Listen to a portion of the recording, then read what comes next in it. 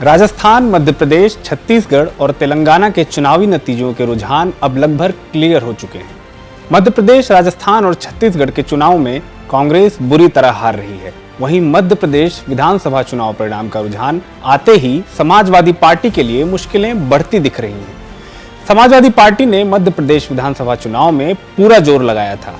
Party की ओर से 46 सीटों पर उम्मीदवार उतारे गए थे, लेकिन अब तक मिले रुझान में पार्टी को कहीं से भी बड़ी सफलता मिलती नहीं दिख रही है।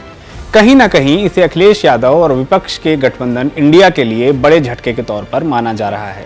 दरअसल चुनाव से पहले विपक्षी गठबंधन इंडिया को लेकर काफी हलचल दिखी थी। लगा था कि इन चुनावों में ये गठबंधन राज्यों में आपसी तालमेल के साथ लड़ेगा, लेकिन एमपी में चुनाव का ऐलान होते ही सारी हलचल फुस साबित हुई।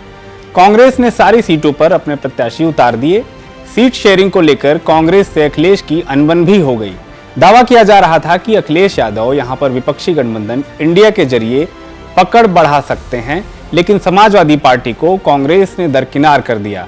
अकेले दम पर चुनाव लड़ने का फैसला किया। इसके बाद अखिलेश ने भी 46 सीटों पर अपने प्रत्याशी खड़े कर दिए। अब जब नतीजे आ रहे हैं तो कांग्रेस को झटका लगा ही, साथ ही अखिलेश की समाजवादी पार्टी भी कुछ कमाल करती नहीं दिख रही है। जबकि अखिलेश ने पूरे दमखम के साथ अपने प्रत्याशियों के लिए एमपी चुनाव में प्रचार किया था। एमपी चुनाव को पीडीए यानी पिछड़ा दलित अल्पसंख्यक अलायंस का टेस्ट फील्ड माना जा रहा था।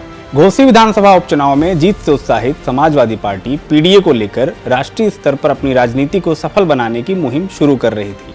मुलायम सिंह यादव के निधन के बाद उनके एमवाई समीकरण से इतर अखिलेश अन्य जातियों को अपने साथ जोड़ने की कोशिश करते दिख रहे थे।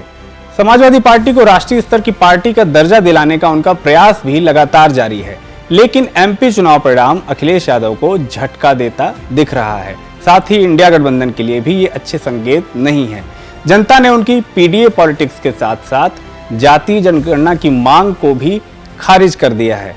ये नेशनल लेवल पर इन दोनों मुद्दों को स्थापित कर पाने में सफल होते नहीं दिख रहे हैं।